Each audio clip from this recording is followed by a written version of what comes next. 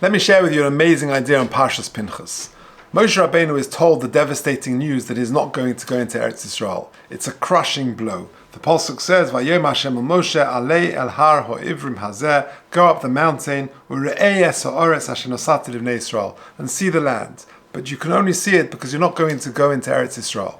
Moshe Rabbeinu must have been devastated. Yet his initial response is, "Vayidaber Moshe Hashem lemer yifgot Hashem Elokeho ruches lechol basar ish al ha'ida."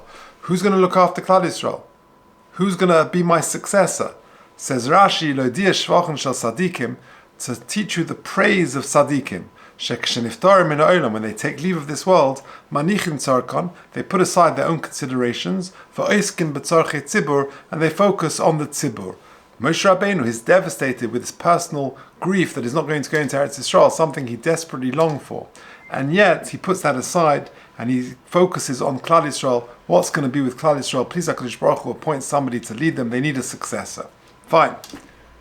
The next Rashi, the next Pasuk, Rashi says an astonishing thing. Kiven sheshoma Moshe she'omar le'amokim ten nachlas slavchod lebneisov.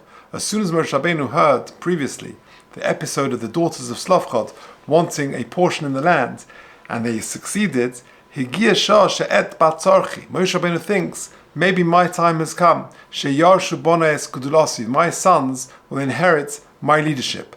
Omla Kodesh Baruch Hu lo yikach also machshava lefana. That's not the plan, Moshe Rabbeinu. Kadai hu Yeshua little schar m'shimushay shlo mosh metocha ohel. That Yeshua is going to be the next leader. That is his reward for being a very loyal Talmid to you, Moshe Rabbeinu. Lo yomash metocha ohel. It seems to be a blatant contradiction in Rashi. The first Rashi seems to say, what an amazing response of Moshe Rabbeinu.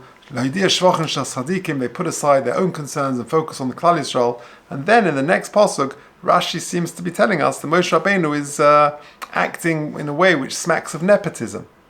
That he's focusing on his own sons and maybe they can get a position.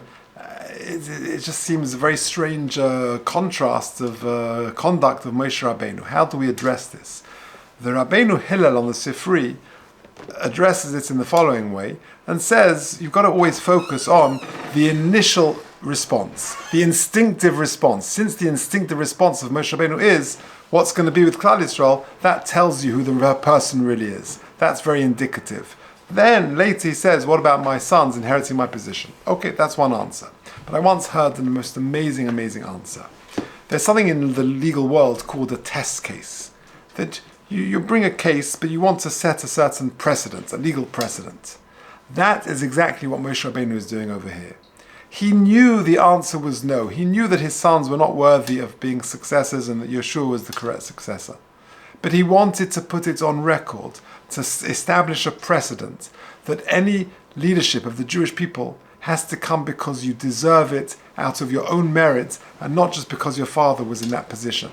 And therefore, if you think about it, there were two demonstrations of Moshe Rabbeinu's unbelievable selflessness. The first was, as soon as he's told that he's not going to enter Eretz Yisrael,